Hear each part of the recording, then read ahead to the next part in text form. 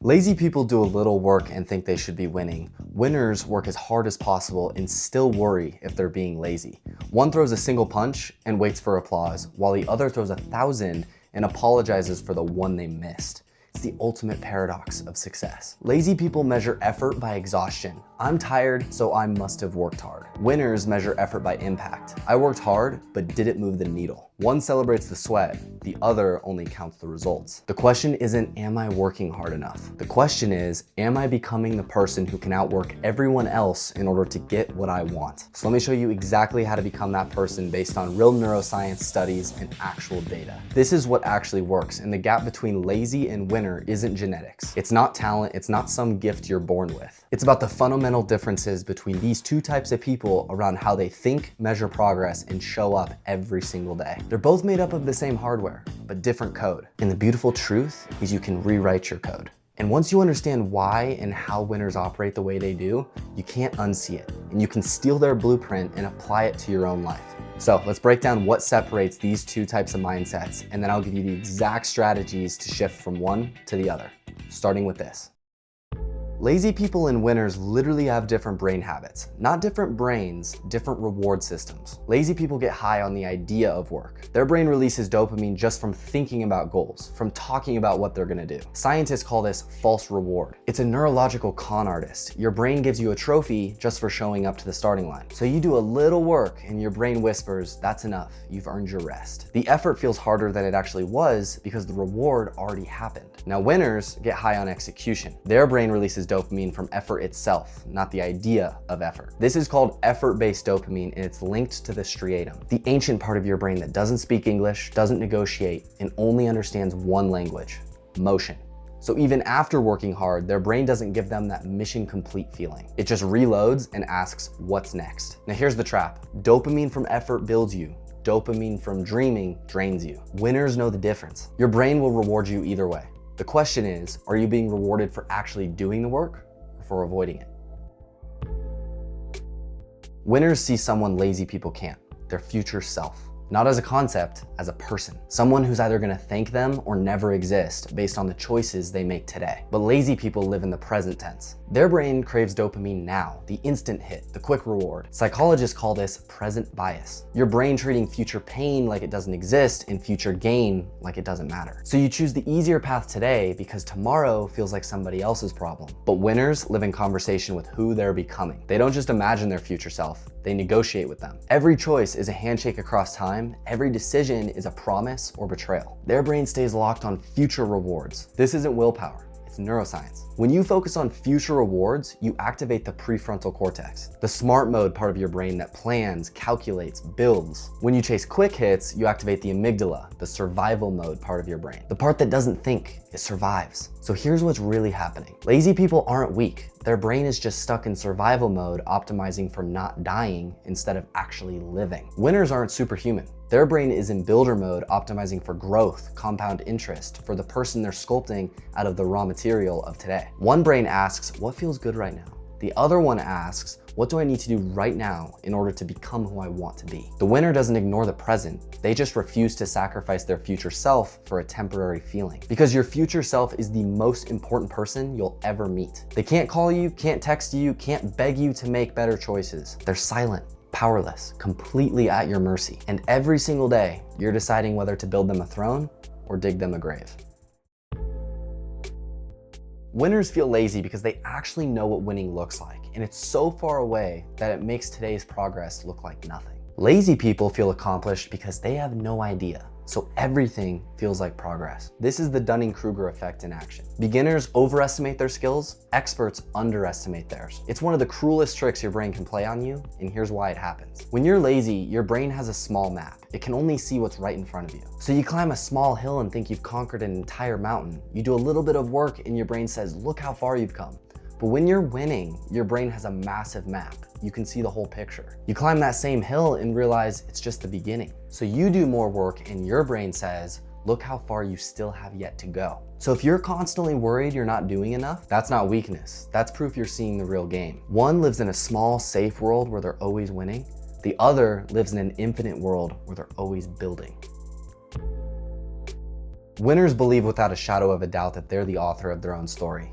Lazy people believe without even knowing it that they're just a character in somebody else's. This is called locus of control, and it's the difference between power and helplessness. Internal locus, my actions create my results. External locus, life happens to me. Same situation, completely different universe. Now here's what's happening in the brain. When you have internal locus of control, your prefrontal cortex lights up. The thinking part, the planning part, the I can figure this out part. The part of your brain that doesn't ask why something happened, it asks how to solve it. You see obstacles as locked doors and start looking for keys. Now when you have external locus of control, your emotional brain takes over. The reactive part, the defensive part, the this isn't fair part. You see obstacles as proof the world is against you. Lazy people narrate their life like a victim. I didn't get the promotion because my boss doesn't like me. I'm not in shape because I don't have time. I'm broke because the economy is rigged. Now winners narrate their life like a builder. I didn't get the promotion because I need to deliver more value. I'm not in shape because I haven't prioritized it. I'm broke because I haven't built the right skills yet. When you make it someone else's fault, you hand them the keys to your life. You're saying you're in charge now, I'll just wait here until you can fix this for me. When you make it your responsibility, you take your power back. You're saying, I don't care whose fault it is, I'm the only one who can fix it. Lazy people protect their ego by blaming the world. Winners protect their future by owning their choices. Even the bad ones, especially the bad ones. They'd rather be wrong and in control than right and powerless. Because being wrong means you can course correct. Being powerless means you're just along for the ride. One mindset makes you comfortable. The other makes you unstoppable. You're the author, the editor, and the publisher, and the story only changes when you pick up the pen. Winners have a high tolerance for pain, not because they're tougher, because they've trained their nervous system to stop confusing discomfort for danger. Lazy people run from discomfort like it's a predator. But winners run toward discomfort like it's the signal they've been looking for. Now here's the science behind it. Your vagal tone is the system that calms your body under stress. It's like a dimmer switch for your panic response. When you consistently push through discomfort, you're strengthening that system. Your body learns hard doesn't mean danger, hard just means hard. Now, when you consistently avoid discomfort, that system stays weak. Your body never learns the difference between temporary pain and an actual threat. So, lazy people live with a hair trigger response. A difficult conversation feels unbearable, a boring task feels like torture, and an extra hour of work feels impossible. Their nervous system just wasn't built for the wait. Now, winners have a reinforced stress response. Same difficult conversation, same boring task, same extra hour, but their system has reps. Thousands of hours of practice learning how to stay calm when their body wants to panic. This is why lazy people quit at 20% and call it listening to their body. And winners will push to 80% and say it's not enough. It's not motivation, it's conditioning. Your body will only go as far as your nervous system has been trained to handle. And lazy people never train it, so their ceiling stays low. But winners train it daily. Every hard workout, every boring task, every moment that they wanted to quit but didn't. So their ceiling becomes a moving target that never stops rising. Remember this, write it down if you have to. The discomfort you avoid today becomes the limit you hit tomorrow. But the discomfort you push through today becomes the foundation you build on forever. Now, there are 3 psychological forces that power every single winner, and they all sound like contradictions. And it's because they are. Force number 1 is a superiority complex. Winners believe they're destined for something great. They genuinely believe they're better than average, that they're capable of things that most people aren't. So massive effort doesn't feel heroic to them. It feels like something someone at their level should be doing. This is why they feel lazy when they're not constantly pushing. Their internal standard is so high that anything less than maximum feels like coasting. Now, force number 2 is crippling insecurity. At the exact same time, winners are terrified that they're not good enough. They look at their work and see the gaps, the flaws, the distance between where they are and where they need to be. So their brain stays locked in prove yourself mode every single day. Now here's where it gets interesting. These 2 forces don't cancel each other out, they multiply each other. The superiority complex says, I'm capable of greatness, but the insecurity says, but I haven't proven it yet. And together they create a bow and arrow. Confidence pulls the bow back, insecurity provides the tension, and both forces launch the arrow forward with insane speed. Now, lazy people only have one or the other, or neither. Winners have both, pulling in opposite directions, creating constant forward motion. Now, the third force is impulse control, and this is the real separator and the one that I've personally struggled with the most. Because you can have the drive, you can have the hunger, but if you can't delay gratification, none of it matters. Impulse control is what keeps winners locked on long-term rewards when their brain is screaming for short-term comfort. Lazy people are controlled by their impulses. Every decision they make is a negotiation with comfort, and comfort wins almost every time. Now, winners control their impulses. Every decision they make is a commitment to their future self. This is the engine. Superiority complex sets the standard impossibly high. Crippling insecurity makes you chase that standard relentlessly. And impulse control keeps you on the path when your brain begs you to stop or pivot. 3 forces, 1 direction, unstoppable momentum.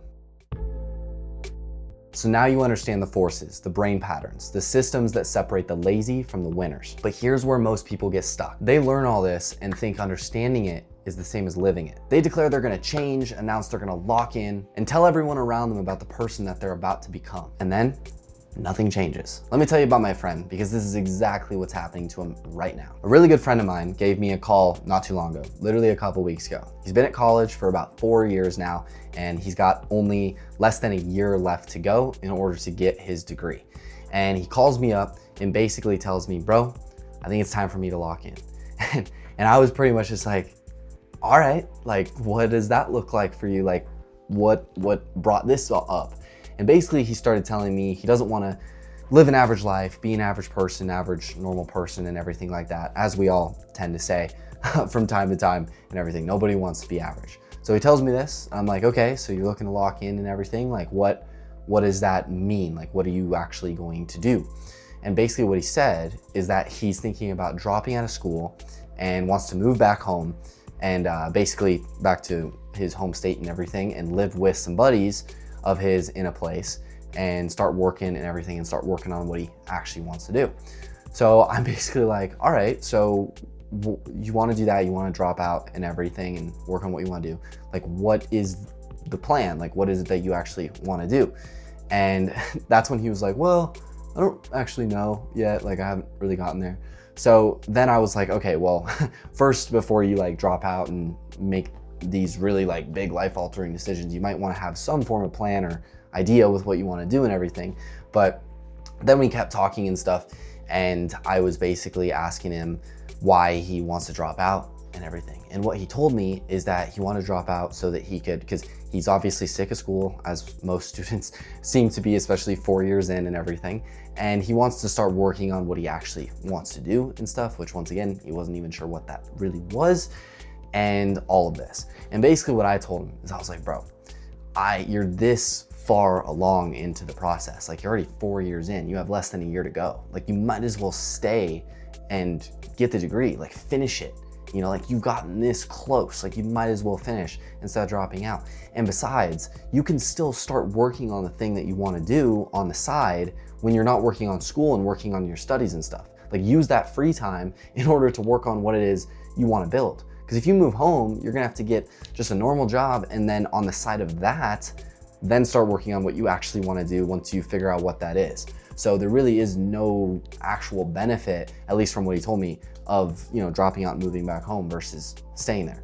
But anyway, he tells me he wants to lock in and stuff. We end the phone call and I'm like, all right, dude, well, put together a plan or something. I'm curious, and call me back, tell me kind of what it is and what you plan on doing and stuff. Like, I'm curious to hear it.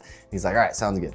So the next day, literally the next day, he ends up FaceTiming me, and he didn't mean to, but he was just like, hey, I can chat if you want or if you're free.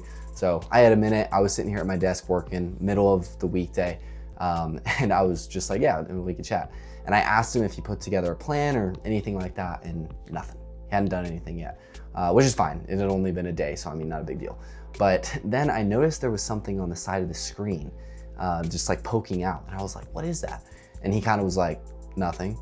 And I was like, I think I know what that is. And then I ended up guessing it, and turns out I was right. So then he moved it over to the side, and it was actually his bong. And sure enough, he literally, on the phone with me, starts hitting it and everything. And it's the middle of a weekday, and he's doing that, and then he tells me he's about to go watch some movies and chill with his buddies. And honestly, it was not that late in the afternoon. So I was like, all right, and I'm kind of just laughing it off with him and stuff. Like, I don't want to like tell him what to do or anything. I'm not in the position to do that. So he's just a good friend of mine. So I was like, all right, you do you, bro. But I thought about it afterwards, and I was like, literally a day ago, he tells me he wants to lock in. He doesn't want to live an average life, be a normal person and all this, or live like a normal average life and everything. But the next day, he calls me and he's smoking his bong doing nothing. He hasn't put together a plan. He hasn't done any of that stuff. And I thought about it and I was like, this is literally the definition of what I call the identity action gap, where you declare that you're gonna do all this stuff, that you're gonna change, and you tell everybody around you about this amazing person you're gonna become and all these things you're gonna do, but then do nothing. Like take no action and do nothing to actually lead there. And it goes back to some of the other points that I already mentioned in the video, where you get that dopamine release literally from talking about what you're gonna do and your goals and everything, instead of having effort-based dopamine, which is what winners get, where they only get dopamine from the actual effort and the inputs they're putting in. Now, it's not just about declaring change and then doing nothing. Sometimes it's much worse. The most dangerous person isn't the lazy person with no dreams. It's the lazy person with massive ones. What I like to call the lazy ambitious. They're convinced their vision is so extraordinary that ordinary work doesn't apply to them. I have a friend who claims he's gonna be a billionaire, make tens of millions per year, but I've spent real time with him, worked alongside him in my office, and he might be one of the least productive people that I have ever met, or at least used to be. I think he's better now. Let me show you what I mean. So this friend of mine, he's always talked a big game, super big game, and compares himself and me, like he says like us or we and everything like that, compares us to like these top dogs who are billionaires or making millions and millions of dollars per year or even per month. And then we'll work together and everything.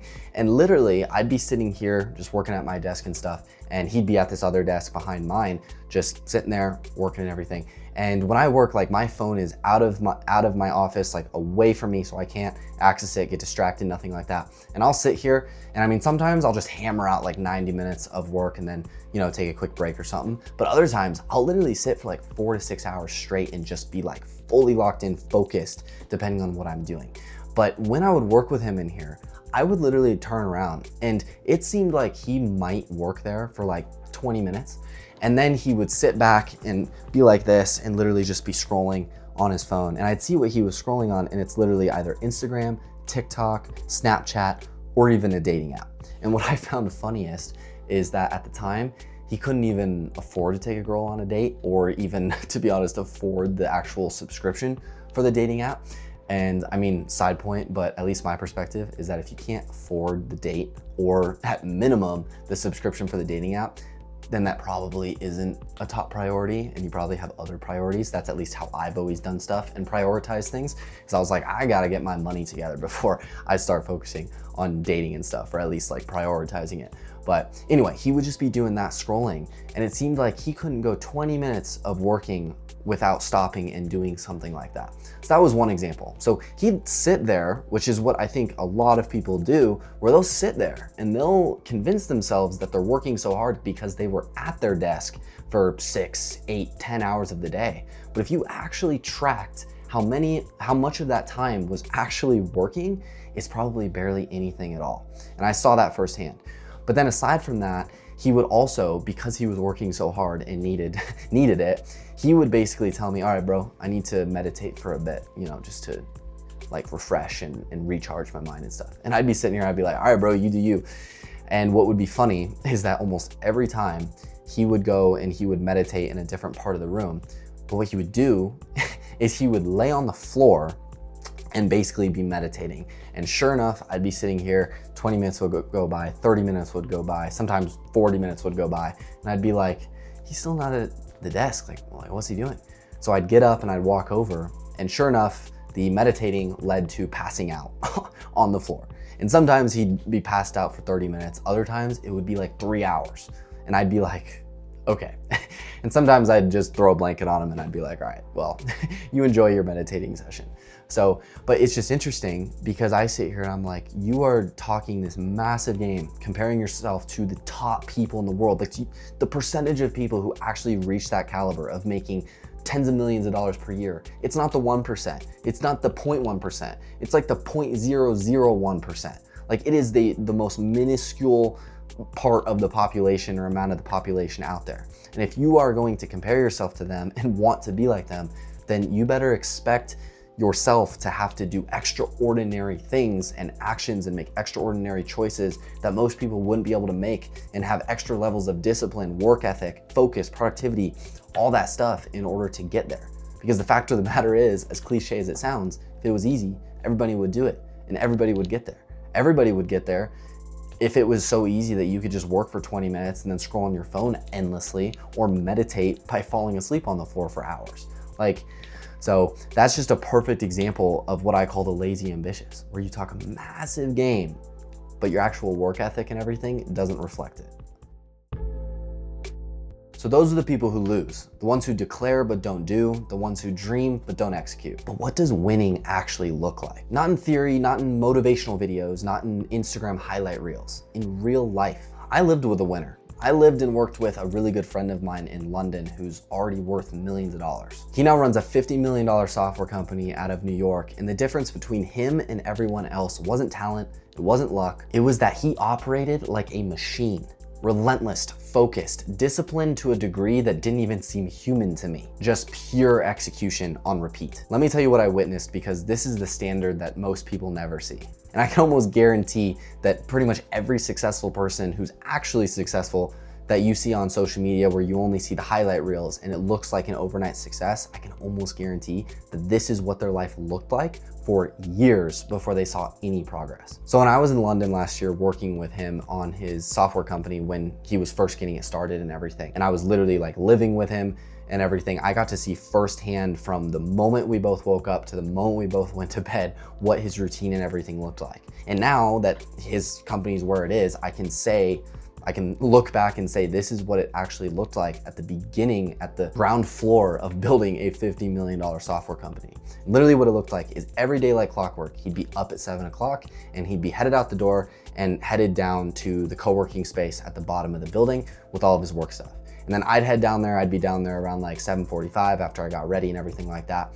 And every time I got down there, he'd be sitting at the table doing something in his notebook. I don't know if he was journaling, if he was like planning out his day or something like that. I'm not 100% sure, but he was doing something. And then after that, he would get started working, and I kid you not, I never once saw him just scrolling on his phone, on Instagram, TikTok. He doesn't have Snapchat. He probably doesn't have any of those, to be honest, other than like Instagram, but I never saw him doing anything like that. He was always locked in and completely focused on getting his work done. And it was like that all day, just sitting at his computer, completely focused on his work and what he was doing. The only times that he actually took a break and did anything else was when he went to the gym, or he went to the grocery store to get food, or when he went to eat like breakfast, lunch, and dinner. And whenever he would even do that, he would just go upstairs and then he'd make his meal and he'd sit down and either eat it, not listening to anything, like he'd just quickly eat it so he could get back to work as quick as possible. Or while he was eating it, he would have his iPad on and he'd be watching or listening to something like a podcast, like the Diary of a CEO or something like that, I think. But it was something that was relevant to what he was doing and the problems that he was currently trying to solve. So it was very, very intentional what he was doing. And then he'd be back down in the co-working space, working for the rest of the day until literally like 10 or even 11 o'clock at night. And what was funny is that he'd even come up to the apartment and, you know, we'd be like getting ready for bed and everything, and I'd be going to my room and he'd be going to his, but he'd have the door open and I'd walk by and he'd be in bed still on his computer working, and I'd be like, it was almost robotic. It blew my mind. I was like, how is this even possible? Like I said before, it was a level of discipline I didn't even think seemed human, to be honest. And even when he was in bed though, like it wasn't super high level, like really like deep work or anything like that. It was more like admin, simple stuff. But I mean, he still was getting shit done. So that's what it looked like. And it was like that every single day, 7 days a week. Not a single day he took off. Now I will admit, him and I have even talked about it, and he's in that stage again right now. I literally talked to him earlier today, and he was telling me that he's back in that same mode that he was in London, but it's not like that 24/7. However, there are these intensive bursts for certain periods, sometimes it lasts months, where these high-level people like him, they will just lock in like this and do that every single day, 7 days a week in order to get where they want to go. So you've seen what losing looks like. You've seen what winning looks like. The question is, how do you actually become the person capable of winning bigger than most people could ever imagine? Well, that's exactly what I'm about to show you, because these are the exact science-backed strategies that rewire your brain from lazy to relentless. Not theory, not inspiration, actual neurological reprogramming. If you apply these, you don't just become motivated, you become different. Here's step one. Your brain is addicted to cheap rewards, and until you break that addiction, you can never really enjoy real work. Here's what's happening. Every time you scroll, watch porn, play video games, or chase a quick hit of pleasure, you're training your brain to crave quick, easy dopamine. And the more you feed it easy dopamine, the less sensitive your receptors become. So the real work, the kind that feels exhausting and boring, that actually builds something, feels pointless. This is why lazy people can't focus. They're not weak, their dopamine system is just fried. But winners operate differently. Not because they have superhuman discipline, because their dopamine system is calibrated for effort, not entertainment. They get their hits from progress, from challenge, from building something that matters. And a dopamine detox is what recalibrates your system. You can't literally reset dopamine, but you can reset your dopamine sensitivity, or how easily your brain gets excited. When you cut out the cheap hits like scrolling, porn, video games, alcohol, whatever your poison is, your receptors can recover. Your brain stops expecting fireworks every 1, 2, 5 minutes, and suddenly real work becomes interesting again. Basically, the detox shifts you from comfort mode to challenge mode. Comfort mode, your brain constantly asks, what feels good right now? Challenge mode, your brain constantly asks, what can I do right now to move forward? Here's the protocol. Cut out all high dopamine, low effort activities for the next 7 to 14 days minimum. No social media scrolling, no porn, no video games, no alcohol, no binge watching, no junk food binges. Replace them with effort-based dopamine, workouts, deep work sessions, creating something, building something. Your brain will hate you for the first 72 hours. That's the withdrawal talking. But after that, work starts feeling rewarding again. And you're not becoming more disciplined. You're becoming more sensitive. When your dopamine baseline drops, everything becomes more enjoyable. A hard workout feels satisfying, a deep work session feels exciting, and progress becomes addictive. But here's the crucial part. This isn't some 14-day challenge that you complete and then go back to your old life. If you finish the detox and immediately go back to scrolling, gaming, and chasing cheap dopamine, then you're right back at square one. This is an identity shift, not a temporary experiment. You're not someone who did a dopamine detox once. You're someone who permanently changed how you consume dopamine. Winners don't take breaks from discipline. They build an entirely new operating system and never downgrade. The detox is the reset. What comes after is the new standard. That's step one. Winners don't work harder because they're more motivated. They work harder because they see someone lazy people can't, their future self. Here's the problem with most people. They're working in a fog, no clear destination, no compelling vision. So every day feels like random effort with no meaning attached. So when the work gets hard, they quit because there's nothing on the other side worth pushing for. But winners are different. They've mapped out exactly who they're becoming, what they're building, what their life looks like once they get there. So when the work gets hard, they don't quit. They remember why they started. And this is where your ikigai comes in. Ikigai is a Japanese concept that means reason for being. And it's the intersection of what you love, what you're good at, what the world needs, and what you could be paid for. And when you map this out, you're not just setting goals, you're designing your identity. Here's what you need to get clear on. Who do you want to be in 5 to 10 years? Not what do you want to have, who do you want to be? If you could design everything from scratch, your work, your relationships, your environment, your daily routine, what would you build? Get specific, extremely specific. Not, I want to be successful. That's lazy thinking. Something like, I run a company that does X, live in Y, I spend my time with A, B, and C, and I spend my day doing X, Y, and Z. Write it down, every detail, and importantly, as if you're already living it. Not, I want to do this, I am doing this. Then spend a few minutes every single day in that vision. Journal about it, visualize it, describe it like it's already real. This isn't manifestation woo-woo. This is actual neuroscience. Because get this, when you vividly imagine your future self, your brain builds the neural pathways to become that person. It's called mental rehearsal, and athletes, surgeons, business people, and high performers use it because it actually works. Now, lazy people never do this. They wake up and react to whatever the day throws at them. No vision, no direction, no reason to push through discomfort. So when Netflix sounds easier than work, they choose Netflix because there's no future self reminding them of what's at stake. But winners live in a daily conversation with their future self. Every decision gets filtered through one question. Does this get me closer to who I'm becoming? Scrolling? No. Deep work? Yes. Junk food? No. Workout? Yes. The future self becomes the tiebreaker for every choice. And this is how you activate the prefrontal cortex. Remember from chapter 2, focusing on future rewards activates the strategic brain, the builder brain? When you remind yourself daily of what you're building towards, you're literally switching your operating system from survival mode to builder mode. So here's your protocol. Spend 30 minutes or even a few hours mapping out your Ikigai, getting crystal clear on who you want to be and what you want to build. Then spend 5 to 10 minutes every morning and every night reconnecting with that vision. Journal it, visualize it, feel it. Make your future self so real that betraying them feels impossible. Because then when the work gets hard, and it will, you won't need motivation. You'll have something stronger. You'll have a promise to the person you're becoming. That is step 2. Your brain is a lawyer for your laziness. It will find every excuse, every exception, every reason why today doesn't count. And winners don't fight this with willpower. They destroy it with systems. Here's the fundamental problem. Lazy people operate on feelings. I'll work out if I feel like it. I'll focus when I'm motivated. Their entire system is built on loopholes, and their brain will find a way to exploit every single one. Didn't sleep well? Loophole. Stressful day? Loophole. Not feeling it? Loophole. Every day becomes a negotiation with comfort, and comfort always wins the negotiation. But winners operate on non-negotiables. They've removed the debate entirely. The decision was made once, so it doesn't need to be made again. This is where monk mode comes in. Monk mode is an intense period of immense focus and discipline where you commit to a set of non-negotiable rules for a set period of time. Here's how it works. First, you choose your protocol. Pick 3 to 5 non-negotiable habits or rules that you must follow daily. And these shouldn't be random. These should be the high leverage actions that directly build your future self. For example, wake up at 6 a.m. every day, 2 hours of deep work before checking your phone.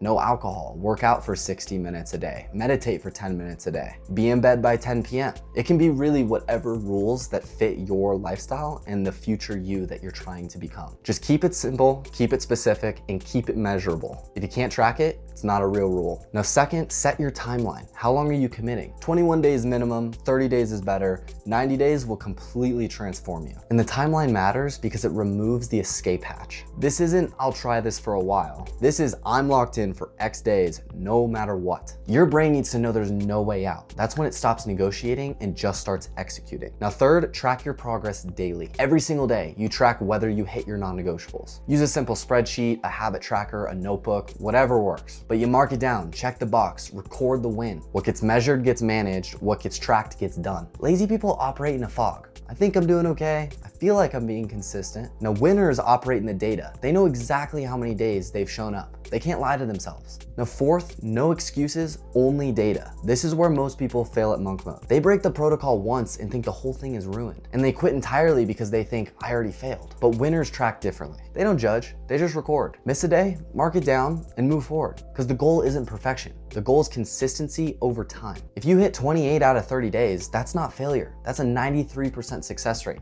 That's pretty elite, but you only know that if you're tracking. So here's the monk mode protocol. Pick 3 to 5 non-negotiable daily habits, and then choose your timeline, 21, 30, or 90 days max, and then track your progress daily. And no negotiations during this period, and then review at the end and decide whether you want to extend, adjust, or calm down for a bit and recharge. Because remember, this isn't a permanent lifestyle. Monk mode is more of a proving ground. It's where you demonstrate to yourself that you're able to show up and where you can make massive strides in specific areas in a very small period of time. And that when you say you're gonna do something, you actually do it. The real power isn't the habits themselves, it's the identity shift that happens when you prove you can keep your word to yourself. Every day you hit your protocol, you're building evidence. Evidence that you're not the lazy person anymore. Evidence that you're becoming the winner. Monk mode is how you make that switch.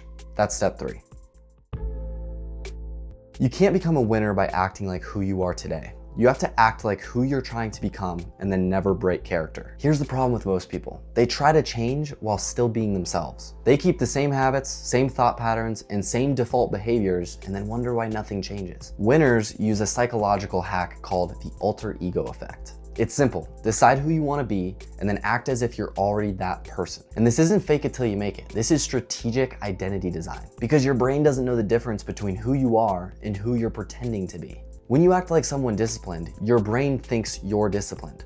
Identity follows action, not the other way around. Here's how you build your alter ego. First, choose your role model. Find somebody who's already living a life you want, somebody who embodies the traits that you want to build. Now second, reverse engineer their operating system. Study them obsessively. How they act, what they think, what they do, what they don't. Map it all out, write it down, get ultra specific. And third, adopt their identity. And here's where it gets powerful. Every day, wake up and ask, what would your role model do right now? You're not asking what you would do, you're asking what they would do and then you do it. This removes the internal debate entirely, because when you're being yourself, your lazy patterns have power. They can negotiate. They know your weaknesses. When you're being your alter ego, those patterns don't even exist. You're operating from a completely different playbook. Here's what happens over time. At first, it feels fake, like you're pretending to be somebody you're not. But after 30 days, 60 days, 90 days, you look in the mirror and you realize you're not pretending anymore. The habits became real. The thought patterns became automatic. The identity became yours. You pretended long enough that you became the person you were pretending to be. Because here's the thing.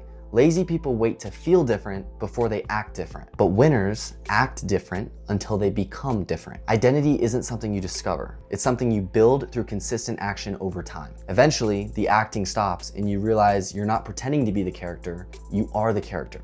That's step 4. This goes back to an earlier point in the video. Stop talking about what you're gonna do, because your brain can't differentiate announcing a goal and achieving it. Here's what's happening every time you talk about your goals. Your brain releases dopamine, the same dopamine it would release if you actually did the work. So you tell someone, I'm gonna build a business, and your brain rewards you as if you already did. You feel accomplished, validated, satisfied, and then you never do it. Because your brain already got the hit. The reward already happened. This is the false reward loop from the beginning of the video. They think talking about the goal is the same as working towards it. It's not, it's the opposite. Every time you speak your goal out loud, you're stealing dopamine from the work itself. That's why winners operate in silence. They don't announce, they don't explain, they don't seek validation. They just work and then let the results speak for themselves. And this isn't about being mysterious. It's about protecting your drive. This is why my friend who announces he's locking in never actually does. He got the dopamine hit from the declaration. His brain thinks the work is already done. This is also why my friend who talks about becoming a billionaire spends his day scrolling and sleeping on the floor. He already got rewarded for the ambition. The work itself doesn't offer any new dopamine. Winners stay hungry because they stay quiet, and they let results do the talking. Here's your protocol. Stop telling people what you're gonna do. When someone asks what you're working on, just keep it vague. Just building something, just working on some personal projects. Let them wonder, let them wait. Let the results reveal themselves. The only exception to this rule is strategic accountability. And I personally use this one and find it extremely helpful. If you need accountability, just tell one person, someone who will hold you to the standard, not just applaud the announcement.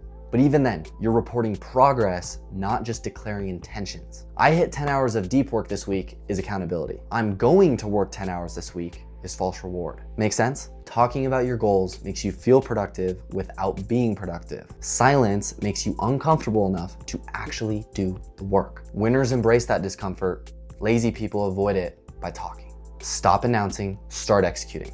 That's step 5. So now you know the difference. You've seen the lazy people, the ones who declare but don't execute, the ones who dream with no discipline. And you've seen the winners, the ones who operate like machines, the ones who work in silence and let results do the talking. And you've got the blueprint, the exact steps to cross from one side to the other. Dopamine reset, future self-clarity, destroy your loopholes, become your alter ego, and kill the false reward loop. But here's what nobody tells you. None of this matters if you don't make a decision right now. Not tomorrow, not Monday, not when you feel ready, right now. Because the gap between lazy and winner isn't knowledge. You have the knowledge. The gap is decision, and then action, and then never looking back. Lazy people will watch this video and feel inspired. They'll think about implementing these steps, they'll tell themselves that they're gonna change, and then they'll do nothing, because inspiration without execution is just another false reward. Now winners will watch this video and immediately act. They'll put together their Ikigai and map out their monk mode protocol right after they subscribe, and the video ends. They'll delete the apps, they'll choose their alter ego, not because they're more motivated, because they understand that the only moment that matters is this one. The definition of intelligence is the speed in which it takes you to change your action after receiving new knowledge. So here's your choice. Close this video and go back to who you were, or close this video and change your action and start implementing step 1. One path keeps you comfortable, the other one makes you unstoppable. Thank you for watching. I hope you found this video valuable. Make sure to subscribe if you want to see more videos like this, or go check out my channel and check out some of the others. If you want the step-by-step blueprint for how to become a freelancer just like me, travel the world, work remotely, then check out Six Figure Freelancer, linked in the description below. Or if you want to check out my other paid products, tools, join my newsletter, you'll find all the links to those in the description below as well. So hope you enjoyed. I'll see you in the next one. Peace. Oh my God. Dude, that was legitimately like 2.5 hours of recording. Holy shit. Hopefully it was good though.